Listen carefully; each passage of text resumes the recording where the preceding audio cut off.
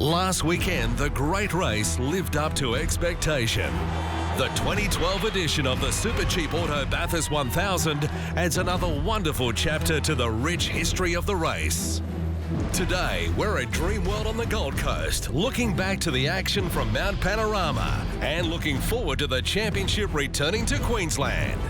Our special guests, Jamie Whincup will chat to us soon about claiming a fourth Bathurst crown. Aaron Noonan speaks with David Reynolds, and Larko heads to Dick Johnson Racing. That's all ahead today on this special Dreamworld edition of V8 Extra. Yes, we're back at Dreamworld on the beautiful sunny Gold Coast once again. A cracker of a day here as I welcome you to V8 Extra. Well, we're looking forward to the Armour All Gold Coast 600 coming up next weekend up here. Prep is well and truly underway, but also with an eye towards last weekend's Super Cheap Auto Bathurst 1000. What an incredible race. Jamie Whincup becoming a real legend of the sport. 4 victories, and can you believe it? For the second year in a row, the margin was just 0.3 of a second. 50 years in the making. Will Davison gets a good start. Also Van Gisbergen moves up a spot. That looks awful, doesn't it? Problem here for the number 2 car with Percat at the wheel. It's gone in hard. That's the McIntyre runoff down the escape road. This is car 6, wheel spinning. Oh, a bit of a moment there. He's got hit. This is going to hurt and hurt badly. Car 14, David Bernard behind the wheel. That is a very, very fast corner. That'll trouble back in the cutting with one of the FPR cars that's been turned around there. That really gives you an indication of the rise and fall here. 3 abreast, heading towards turn 2. This is a drama for Team VOC and big wide working area on the apron. Same spot as the sister car went in earlier. 207,205 people have attended this race. Big damage, had no break. Coming through the chase. This is wild. This is wild, and he gets it done. Well done. On the inside, Lowndes. Oh! Position, but can he hold it? It's an unbelievable fight to the death here between these two. There's nothing in it. Oh, big slide. Today, Jamie Whincup joins the greats. He gets his 4th. Paul Dumbrell gets his 1st. And David Reynolds on the podium, a whisker away from victory in a classic. That last hour of the race was one of the finest contests I've ever seen in 30 years covering the sport. Had the hair standing up. It was fantastic. Hey, by the way, if you're coming up here next week, don't forget, this is the home of the Red Line V8 Supercar experience where you can race your mates. So let's have a look at how it all pans out in the championship table now. 161 points is the margin from Jamie Whincup to his teammate Craig Lowndes now. Mark Winterbottom, as you can see, has dropped back into position number 3. By the way, David Reynolds has now snuck up a couple of spots. He's in position 8. As a result of that fantastic performance, finishing second to Jamie Whincup. Well, it's time to catch up with the man himself. I believe he's not far away from here at Sanctuary Cove, setting up the office there at the moment. J-Dub, great to have you on the show today. Hi, Neil. Yeah, thanks very much. It's been a long week since the big race, but as you say, yeah, setting up the office and looking forward to going again at the Gold Coast 600 next week. We've been talking all week and obviously through the broadcast about what an intense race it was. Was that the hardest Bathurst 1000 you've ever done? Mentally, without doubt.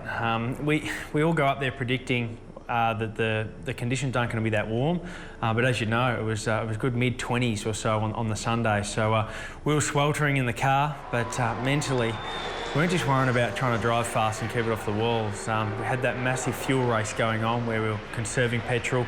Finished with 100 mils left in the tank, which was a bit dodgy, but also the tyre thing as well, trying to keep the tyres alive, trying to stay off the curbs and keep Dave Reynolds at bay, who, mind you, I was pretty impressed with. He did an unbelievably good job, didn't do anything silly in the last 3 laps, so it was hard work, but we got there, and really proud to give PD his first Bathurst victory. Tremendous performance from your co-driver, Paul Dumbrell, and I think it always makes a difference in life and in business and sport if you can achieve something like this with one of your mates. Especially after last year, I teamed up with my good mate Andrew Thompson, and we were in a pretty similar position, but the car stopped on us with 30 laps to go, so went back again, really lucky to have a second chance. couldn't quite deliver for PD at Sandown, but he was pumped. You know, I'm still laughing watching the footage of him on the podium and after the race. He was absolutely pumped, which is great to see. And just finally, before we leave you, Jamie, an announcement just yesterday that you're going to take your place on the grid in the Race of Champions. That's a hell of a breakthrough. Yeah, no, thank you. It's been an unbelievable week. Getting the Peter Brock Trophy and then getting invited to the Race of Champions to pretty much race alongside the likes of Schumacher, Vettel. I'll be teaming up with Mick Doohan. We'll be the Australian team. Never represented my country before in a sporting event, so really looking forward to it. I think there's KTM buggies, I think there's World Rally cars, all to be done on a track or a stadium in Bangkok. So that'll be happening 2 weeks after the Sydney 500. So exciting times for me coming up. Fantastic, mate. Thanks for having a chat today. Always good to hook up, and we'll look forward to seeing you here next week. Always a pleasure, Neil. Thanks, mate. OK, we'll take our first break on V8 Extra today. When we come back, we'll catch up with Larko, who's over at Dick Johnson Racing. Stay with us.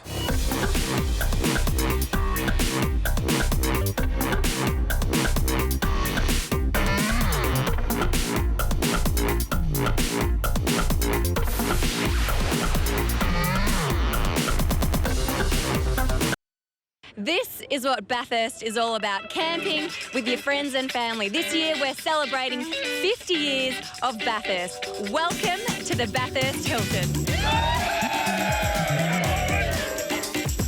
We've got 40 guests in camp, and for meals and everything like that, it's a lot of fun. But we started 30 years ago. Ken Turner and I came up here and we thought we were pretty good with the marquee we had. We said, this feels like a Hilton. The Bathurst Hilton. It's the magic of the mountain. It's a hallowed bit of turf. You know, you couldn't go and stay at Lord's or at Wimbledon and camp there, but you can camp here beside this bit of hallowed turf, and it's magic. Love that passion. We had a record crowd at Mount Panorama last weekend. Thanks, Rihanna. Rihanna Crean reporting there for us at the top of the mountain. Well, appropriately, because of the nature of the race last weekend, we talked a lot about the leaders, but there were lots of other stories. There were two guys that were prominent, which meant 27 had another big story to tell. Here's Aaron Noonan. While Jamie Whincup and Paul Dumbrell were busy raising the Peter Brock Trophy, others were ruining what could have been at Bathurst. Things went from bad to worse for Team BOC.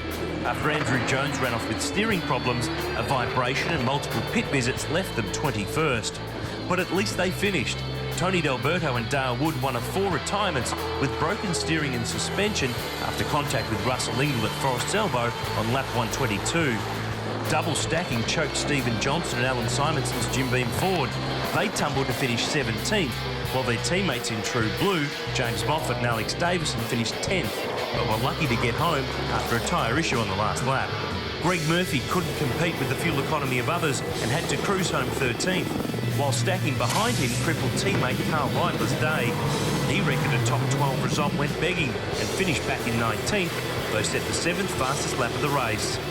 The youngest combination in the race's history, Shannon Supercar Showdown winners Jesse Dixon and Cameron Waters played it safe and steady, staying on the lead lap until nearly halfway before finishing a creditable 20th. Overheating hampered Lee Holdsworth, but he and Craig Baird collected 8th, one spot behind teammates Tim Slade and Andrew Thompson, who seemed destined to finish 7th. After all, they were 7th at Sandown, 7th in qualifying at Bathurst, 7th in the shootout and 7th in the race on October 7th in the Lucky 7 car. Mount Panorama clearly has a sense of humour. Thanks for the update, Noons. Aaron Noonan reporting. OK, let's blaze on now to Big Pond Sport email. And this was a topic that was much discussed in the last couple of days. We've got one here, as you can see, from Sebastian Lipp in Adelaide in South Australia. Wants a better understanding, wants to know more about the brake issue that affected the DJR cars. So I'm very sad to say that for the second year in a row, we're crossing to you, Larko, over at DJR, not far from us here now. And it's pretty sad that these blokes have got to deal with the same problem second time round. Well, mate, you know, it's always going to be the case, isn't it, when you've got Bathurst and then, you know, Gold Coast 2 weeks later and the International Driver Test Day on the Wednesday prior, mate, the work is compressed. And I guess the first and most obvious question is, what's the chassis like? Is it redeemable, and are they going to have it on the track next weekend? Well, mate, here it is, and it is actually. You know, they've got to take it away and tweak a few things, a little bit of chassis rail at the back, ABC pillar's been plucked off it, but for all intents and purposes, and we'll have another look at it at the Gold Coast, it's repairable. All right, well, let's drill down now to the question then. Can you give us a better understanding of precisely how something like this could happen? Because it seems odd that it could happen for 2 years in a row. Well, mate, this is the issue, and it's not the first time it's happened. In fact, it happened with the team last year, unfortunately. Now, we looked at brake pad changes up at Bathurst. So here's a caliper off the car. Here's your brake pad. So when they do the brake pad change, they come in, they unclip that, they pluck the pads out. Now, this is the issue. See the pistons? They're the things that push on the pads that hold them on the disc. So what they've got to do, before they put new pads in, they put these tools in, and they go squeeze, squeeze, squeeze, squeeze, which pushes those pistons back into the caliper, so nice big fat new pads can fit straight back into there again. Now, it's the job of the driver then, before he gets up to turn 2, to pump those brakes back up, put the pistons back against the pads, back against the disc. But invariably what happens is, in fact, in Stevie Owen's case, he was mucking around with his twisted seat belts and other things. You've got drinks, you've got radio things to consider. So you get up there, and when you put your foot on the brakes, the rear ones work because you haven't had the pads out of there. The front ones don't. She locks up and you're in the fence. Back years ago, before we had 40 kilometres an hour, you might recall, mate, in the pit lane, you'd find this out at the end of pit lane because you're only doing... Sorry, you're doing 100 k's or 80 k's an hour, and you'd need the brakes to work. Now they fly out of pit lane 40 k's an hour, and they don't know till they get to turn 2. Nice work, Larko. Thanks for that. Perfectly explained. OK, time for another break on V8 Extra. When we come back, Aaron Noonan catches up with David Reynolds, runner-up in this year's race.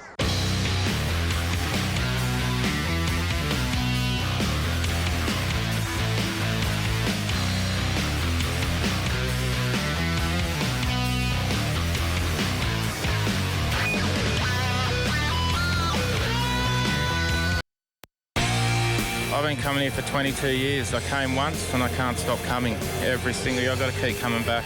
It's the place to be. It's just a special thing. Even the Clips was good, but Bathurst is better. We drove here all the way from Kalgoorlie, WA. Wow, that is a big drive. And it's our first time, so we're pretty excited. Okay,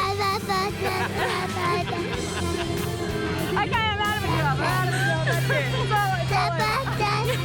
Back with you on V8 Extra. Welcome back to the Gold Coast. We're at Dreamworld. Next weekend, prep is well and truly underway for the Armour All Gold Coast 600. And don't forget, if you're coming up here, you can race your mates on the V8 Supercars Red Line experience, or if you don't want to do that, chuck the swimmers on, jump in the water here at Whitewater World. It's part of the park. It's a fantastic experience. A fantastic experience last weekend for David Reynolds, career best P2 in the Botlow FPR Ford. Earlier in the week, Aaron Noonan caught up with him. Dave, thanks for having us over home. You've had some time to rest and reflect about last weekend. Are you still stoked by your first podium, or are you devastated that you lost your first Bathurst by a bumper? I'm sort of a bit of both, really. You know, as a driver, you just want to win races and, you know, win every race possible. But, you know, for the team and what type of year I've had, and, you know, I think it's a magnificent result for the team. We can take a lot of confidence going to the next few rounds. Is that your best ever drive? Does that rank right up there? Yeah, that's probably the best race I've ever had. You know, you just, at the time, you're not thinking of it. You're just going through the motions and trying to get past people and save fuel and do the whole tyre thing. But when you sit back and watch it on the TV, it was like, wow, what a good race this was. You were affected by stacking, albeit somewhat indirectly. Did that cost you maybe your first Bathurst win? Yeah, possibly. Yeah, I was affected by stacking, but not directly, more indirectly. Because when you stack people, you sort of pull up to the car behind you in the next bay. But I think it was Holdsworth or Baird, they pulled right in front of me. And as I was trying to exit my pick box, I couldn't get round him properly, and I wasted probably 3 or 4 seconds, and that allowed Whincup to take the lead. When did you think that you had a chance, that you were a real shot to win this race? Yeah, I knew I was in with a really good chance as soon as I got past Courtney, and I see him fading back in my rear vision mirror because he had some tyre dramas or something. But, you know, then I started catching Whincup and I was like, wow, I could probably win this. But, you know, I tried really, really hard and I just didn't have the tyres under me at the end of it. Had you identified or figured out a place where you were able to attack Jamie? Yeah, when you're driving, you're trying to pick bits and pieces, where he's quicker, where he's slower. You know, I was quicker across the top and always got good runs on the Conrod straight, but I always struggled out the dipper, which sort of let me down at the end. Your car didn't seem to have tyre dramas throughout the day, yet the 2 other FPR cars did. Yeah, like when we first got there on Thursday, we destroyed 3 or 4, you know, different tyres, but we detuned the car to try and cope during the races and, stay off all the curbs and look after the left rear on the first lap, and, we didn't have a drama all day. You always threatened that when you got on the podium you were going to strip. You let the side down. Yeah, I always told everyone, I don't know why I said it at the time when I was driving Will Davison. I said, if we get on the podium, I'll take all my clothes off and get my trophy. But when it actually came down to it, I thought, no way, I'm not doing that. Maybe if I win. Dave, great job. We'll see you on the Gold Coast next week. No worries, thanks, mate. Nice job, Davey, and we'll look forward to some strong performances at the back end of the year. Well, there's a lot of big news around in the V8 supercars business at the moment. Erebus, AMG and Stone Brothers getting together. New cars, new deal for 2013. The date's been announced for our run in Texas at Austin, May 17 through 19. And the chairman, Tony Cochrane, is stepping down. We'll have that after the break right here on V8 Extra.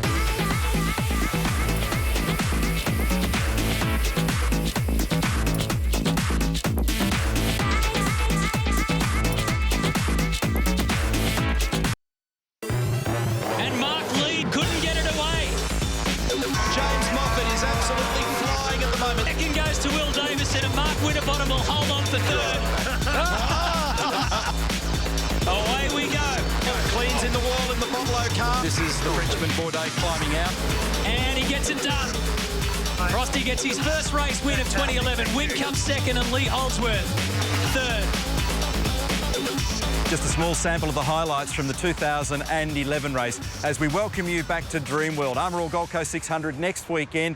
It's a fantastic event. If you've never seen a V8 supercar race, get up here. V8 racing, all that the coast has to offer, heaps of fun. And of course, you can drop in here to Dreamworld. Now, the quirk in the entry list next weekend is it's not just the 28 regular drivers that we always see, but they're joined by some genuine superstars, like, for example, Sebastian Bourdais, Formula One and IndyCar, Ryan Briscoe, Aussie who drives IndyCar, Will Power, runner-up this year in the IndyCars, Marco Andretti, son of Michael, Justin Wilson, Max Pappison, old mate. Looking further afield, Darren Turner's back with James Courtney. James Hinchcliffe driving the GoDaddy car in IndyCar, and he'll be driving with Caruso. David Brabham, Graham Rahal, a big name, and Nick Heidfeld from Formula One will join us as well.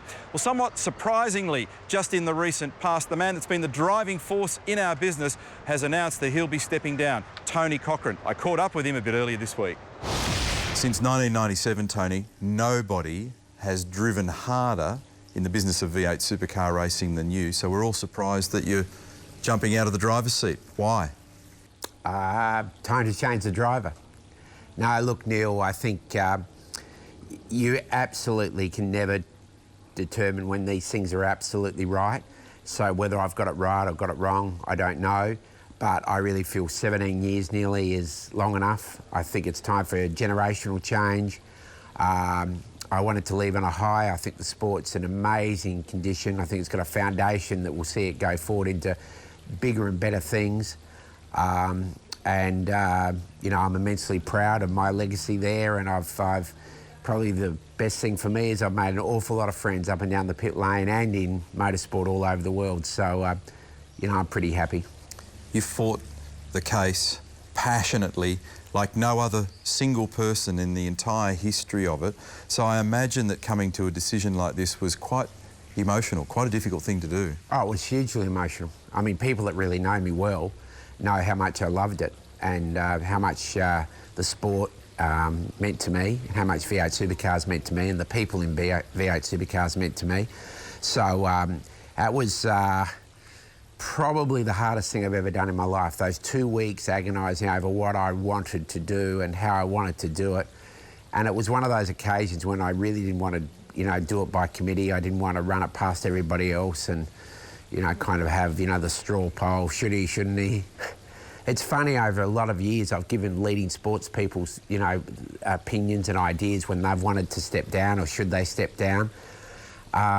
And I've found that relatively easy to achieve. When it came to myself, I found it really bloody hard.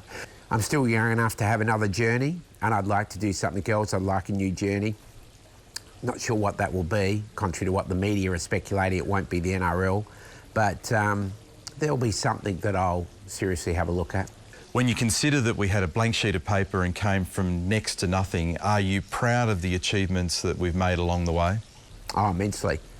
but, you know, probably for different reasons to what people out there think. I mean, one of the things that's excited me the most is having, you know, so many people work full-time in the championship now. I mean, when we started, I think there wasn't even 40.